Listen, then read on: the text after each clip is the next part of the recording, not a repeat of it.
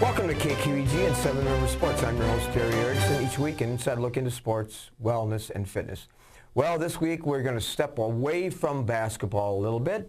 We've interviewed a lot of players and coaches, and we're going to turn our attention to something that you, as viewers, really will find of great interest. That is the entire wellness spectrum: emotional, spiritual, physical, nutrition. Our guest today, Dr. Karen Skemp. Dr. Karen Skemp, a professor in the Department of Health and Healthy Lifestyles Promotion at UW-La. Welcome to the show. Thank you.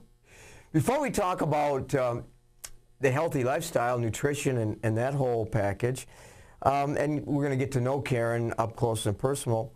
Prior to that, let's explore a little bit of basketball. Just finished the high school basketball season, college basketball season in the area. I know you have a family, and you have athletes that are coming up, and you've watched a lot of basketball.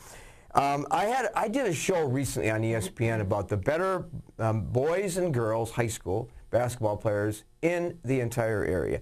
And Karen Skemp's name came up along with Paulette Stahl, Kelly Paulus, Gretchen Haggerty, Heather Dunham, and so on. So let's start with that. Your playing career as an athlete. Sure. What do you want to know? Well, you started your career before you went on to college. We'll talk about that as a high school star at Aquinas High School. I did. I played at Aquinas High School, graduated in, I don't know if I should say the year, but graduated in 1984, and then went out to the University of San Diego and played out there on a Division I scholarship. Let's go back to stay at your high school days first. Okay. All right. You were on some really good teams. Yeah. You were an accomplished athlete. Talk about like what you see now in high school athletes, the teams and so on. And I said some of the teams played in the past were darn near as good as what we see today. Compare that. Well, I know that in a conversation we had not too long ago, you had asked if our teams back in the 80s could compete with the teams that we see today, and my answer was yes. I think so because especially at Aquinas we had a team. And everybody had a role to play, and I think that was the most important thing. There were a couple of standouts, and you mentioned Paulette Stahl and myself, but we were surrounded by a lot of good other players, which I think would put us at the same level that we could probably compete with some of the area basketball players that we see today. So when you see basketball played today, do you see the same level of team play, fundamental concepts, and roles that you saw when you played? Well, it's interesting because it doesn't take me long to pick out a well-coached team, and those well-coached teams are those teams that coaches can put together 5 individuals on the court and really make them one unit.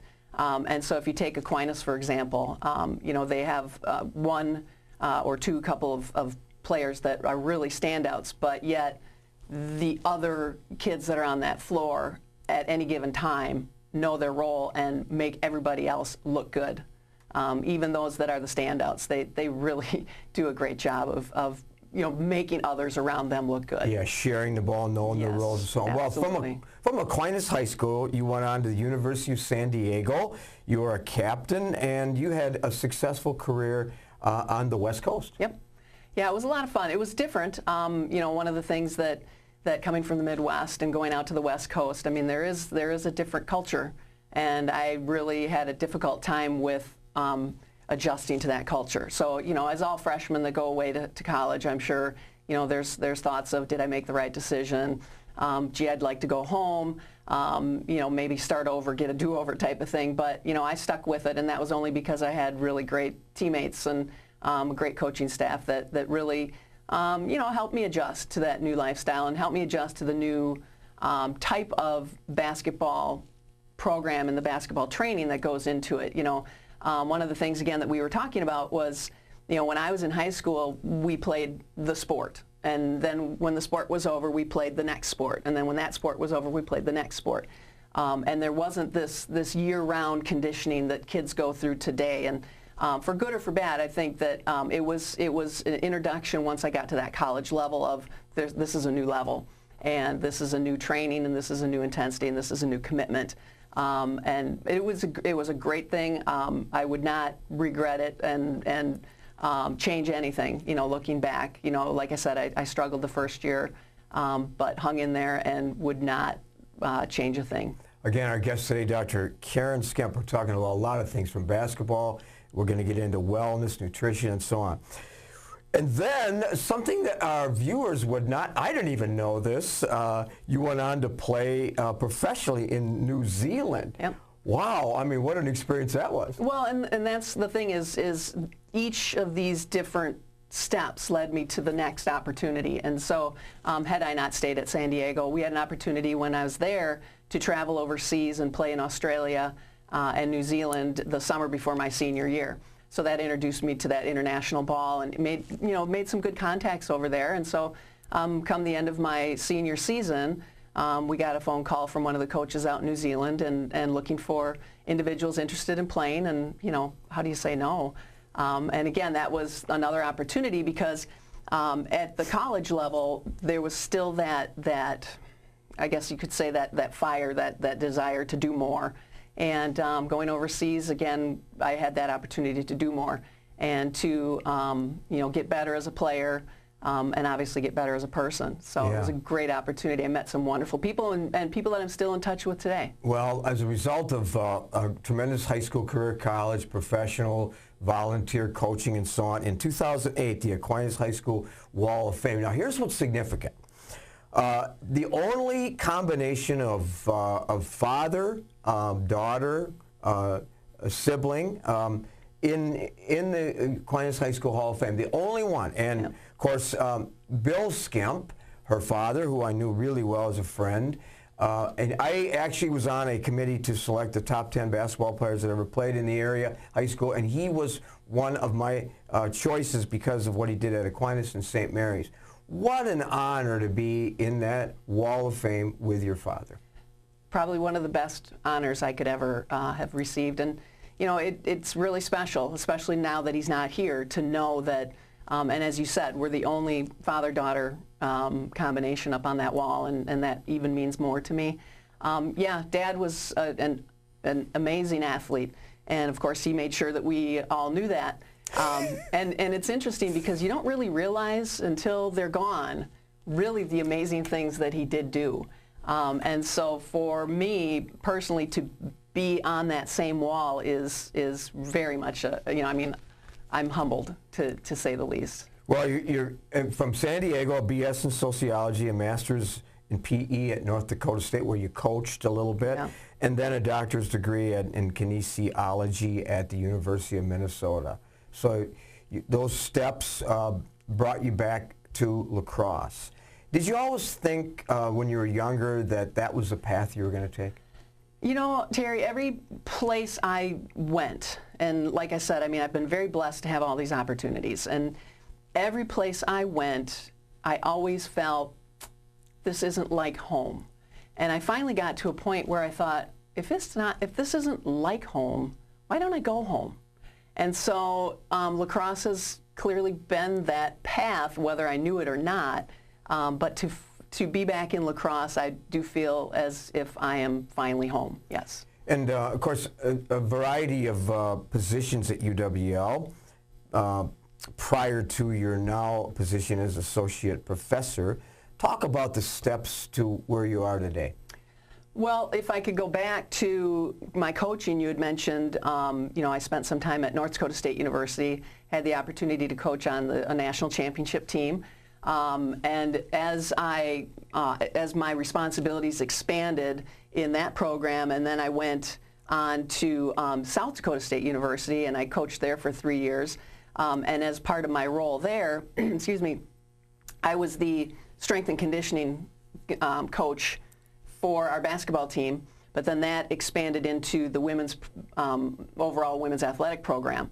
And so what I found was, as I was coaching and working in that strength and conditioning area, which then led me into the nutrition area, which then sort of married the two of the importance of nutrition along with the training aspect to become a better athlete, I started to find that I was really wanting to reach more people and working beyond the athletic population. And that's sort of what then drove me back to the, if I want to work with the general student population, if I want to teach more, that would then require me to have that PhD. And so at that point, that's when I decided, and it was a big decision because basketball was always such a passion for me, and I always felt that that was my path, to all of a sudden feel maybe I can do something more, I can do something differently. So going back to school was, I stepped away, and but it was a really good thing. It opened up again, like I said, a lot of other opportunities, a lot more doors, and so then starting to teach in that field of fitness, and then bringing in the nutrition aspect and starting to go down more of the path of sport nutrition, which then led me into more of the general nutrition. And so, here I am, and primarily teaching in the field of nutrition. You model the nutrition and healthy lifestyles just in the way you handle yourself, the way you look, and so on. But let's go back a minute I'm curious about your coaching, the people you coached under, and the difference from what you see today, which is more maybe relationship building in terms of how you handle athletes in previous years. Well, if you're a coach, then you are clearly a teacher and you're clearly a mentor. And one of the things that and I mentioned it already, that it doesn't take long to figure out what coaches have developed those relationships with those kids, simply by watching those kids on the floor, and more importantly when they come out, and more importantly when there's a timeout, and the kids that are sitting and listening to the coach, whether they're on the floor or not. That is a huge key in terms of that. Has the coach built that relationship? So it is. It's. I don't know as if it's necessarily changed, because that's really critical in any role, is to build those relationships. What I think has changed is the challenge that the coaches today, I think, really have to compete with a lot of external noise and helping these kids to learn how to be social creatures and learn how to develop that teamwork and learn how to develop that respect for each other, and those types of things. But I think that's in any role you need to pull that out of kids. Well, you're still a coach, you're still a teacher, you're still a mentor, and you're just in a more profound, I think, position than perhaps just being a coach. Well, we're going to step aside just for a minute. When we come back, more with Dr. Karen Skemp right after this. With our busy lives, it's a comfort to know that we can still remember loved ones in a traditional way with a monument. Lewiston Monuments in Lewiston, Minnesota has been helping families purchase a monument for over 4 generations. You'll find a large selection of beautiful granite, marble, and bronze monuments, all at competitive prices. And they're a full-service company, so they also do straightening, cleaning, and repair of monuments. Stop in or call for a no-obligation consultation, or visit lewistonmonument.com for more information. At Schneider Heating and Air Conditioning, we have assembled a championship team who listens to what your needs are. We install carrier comfort systems that improve the comfort, efficiency, and the air quality of your home and workplace. We serve you with highly trained technicians who are prompt, friendly, and honest. For Gold Star treatment, turn to the experts, Carrier and Schneider Heating and Air Conditioning. Schneider Heating and Air Conditioning, your comfort is our business. Welcome back to Seven Rivers Sports. Again, a great interview today with Dr. Karen Skemp. We're talking about the entire wellness package. Well, first, in your role as an instructor, as an associate professor, you're talking basically about nutrition. So maybe people that are interested in some of the courses you're teaching and some of the topics, share that with us. Well, I started out teaching nutrition and sport. And now I teach the human nutrition class. I teach a course called Functional Foods, Herbs, and Supplements. And then I just started a new class, more in the realm of the physical activity aspect, but it's called Enhancing or Strategies to Increase Physical Activities in Communities. You know, I noticed that really resonated with me when I saw that. And there's so much information nowadays in terms of healthy lifestyles and so on, but it seems like the average person in society is not picking up on, is not adhering to it, not following those steps. But when you talk about your community building, expand on that. Well, we're trying to reach as many people as we can, and just as the class is called, is enhancing, or strategies for enhancing physical activity opportunities. So there was a new release of the physical activity guidelines just this year, of 2018, and you're right, we're not physically active in terms of just individually or as communities. Now, again, La Crosse is a nice, wonderful place that has opportunities and is continuing to look for opportunities for various populations, various groups. I mean, you just look around and you can see that all these different groups are trying to increase opportunities for different populations. For example, that STAR program that they're talking about building out on the north side, the train park for the helping with those with disabilities, increase their physical activity opportunities. So those are the types of things that we're talking about. So my biggest takeaway, if I took that class on enhancing community wellness, what would it be? Well, we cover the new guidelines extensively. What are the new guidelines? Can you share those? Sure.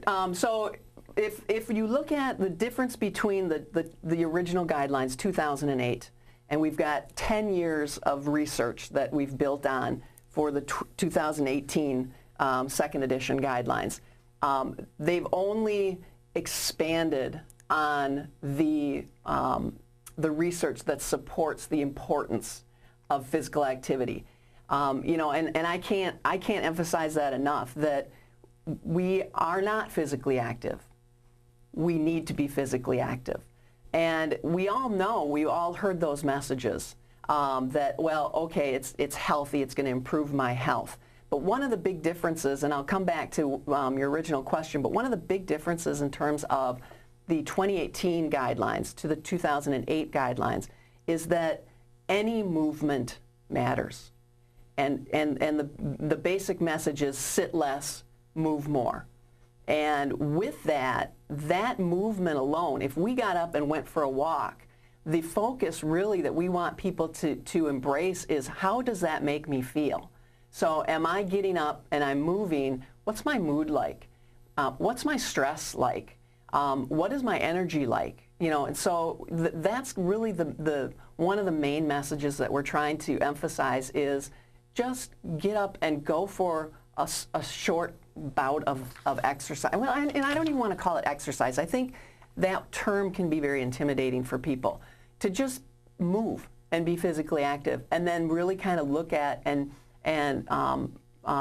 listen to perhaps what your body's telling you in terms of the benefit of that just small bout of activity. I work out every single day, but I'm kind of laughing when I'm saying this because the movement that most people in the Midwest are getting this winter is shoveling snow, which is a benefit too, right? Well, and I was just the same thing yesterday. I'm the same. I like to get a kind of a scripted bout of exercise every day.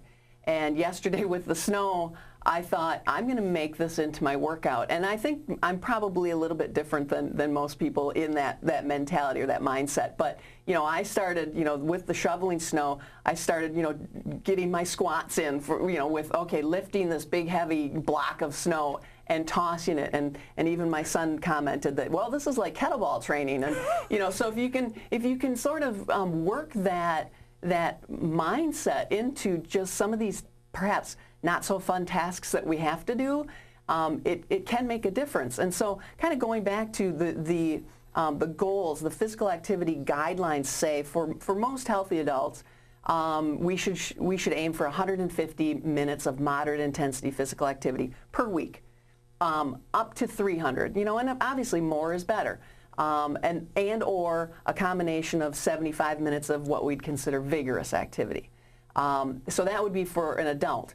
150 minutes might sound very overwhelming for some people, but if I know that, if I just go for a little 5-minute walk, heck, if I even just go for a 3-minute, walk down the hall to go talk to my colleague or whomever, that counts. And so that's really what we're trying to encourage is, hey, shoveling counts. Hey, weeding your garden counts. Hey, walking the dog counts. Those are all things that we want for people to understand that good for you, and we need to have that positive sense of I did something good for me. So if we videotaped you and put it on YouTube, you shoveling snow, it'd be kind of a fun lesson on having exercise while you're doing work. Hey, this is called a rapid fire drill. We're just I have so many things to talk about, but let's start with two things. One, again, in a very succinct way.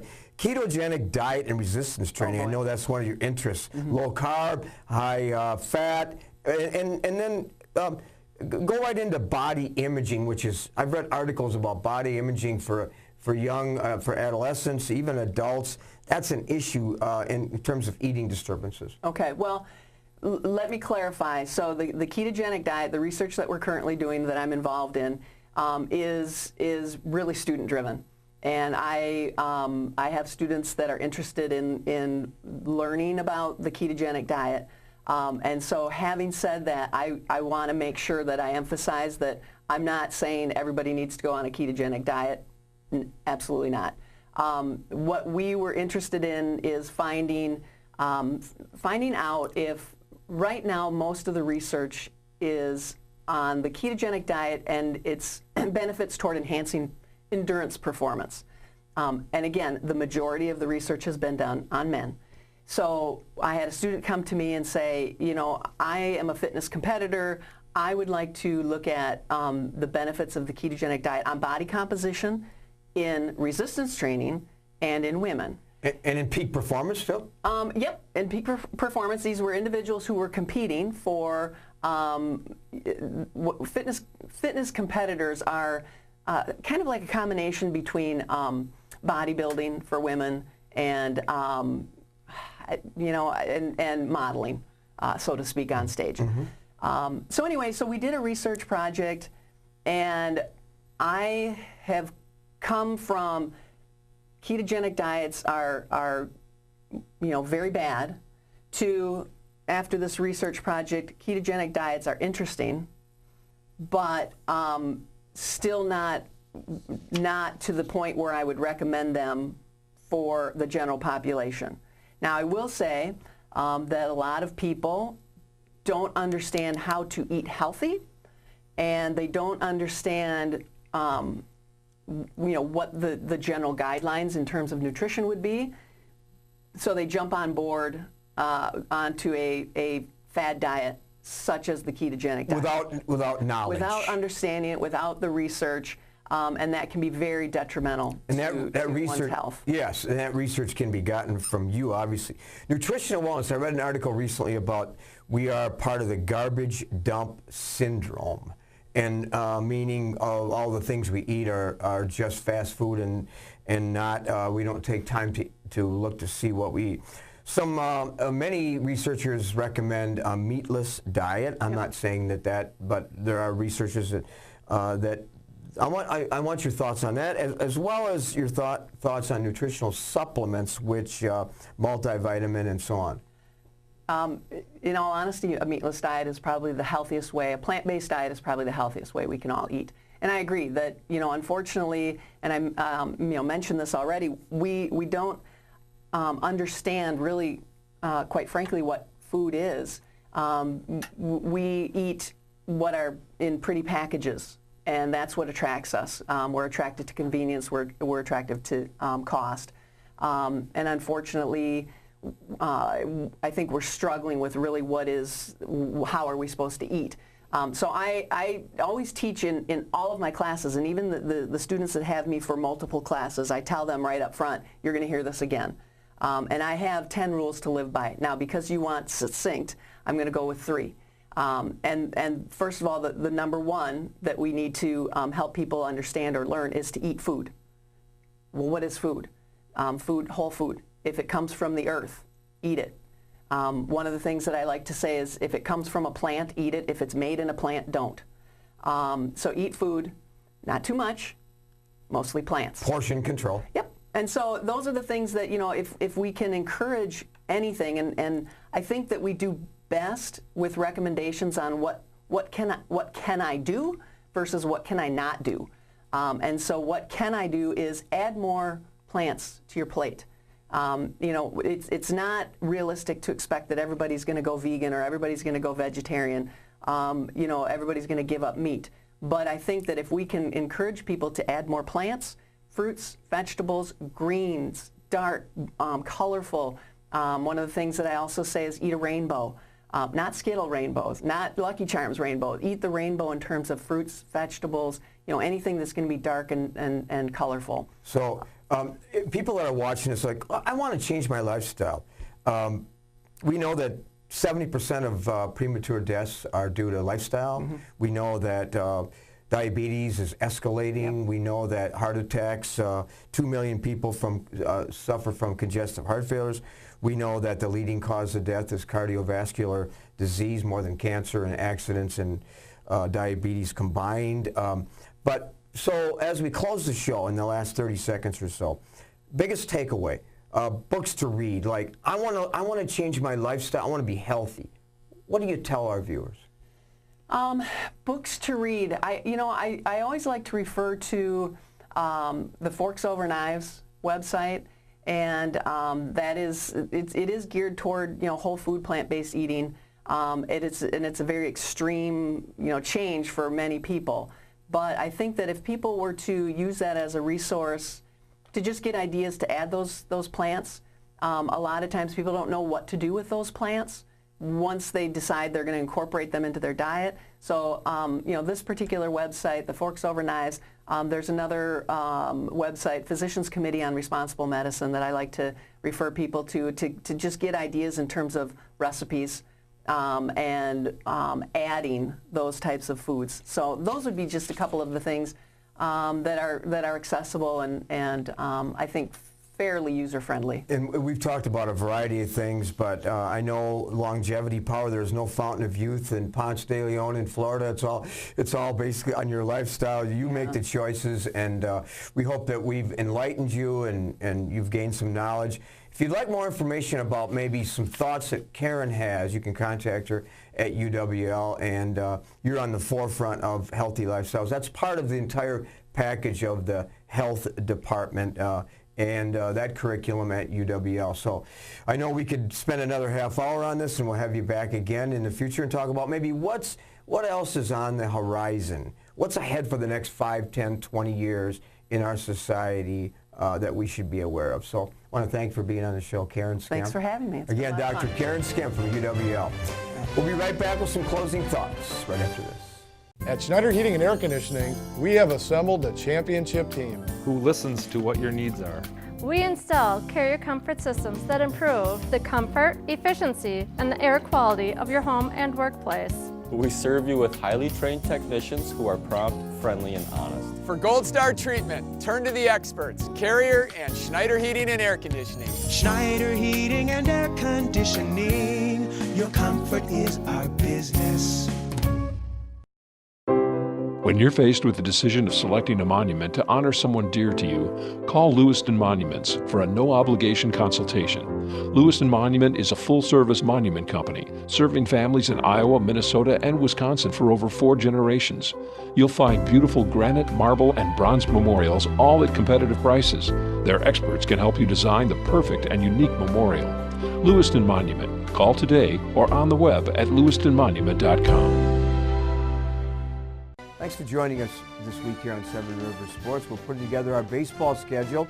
Stay tuned for that. We'll be broadcasting a lot of high school baseball games throughout April and May and into early June. So thanks for joining us. I'm your host, Terry Erickson, hoping that you will have an active and a healthy week ahead.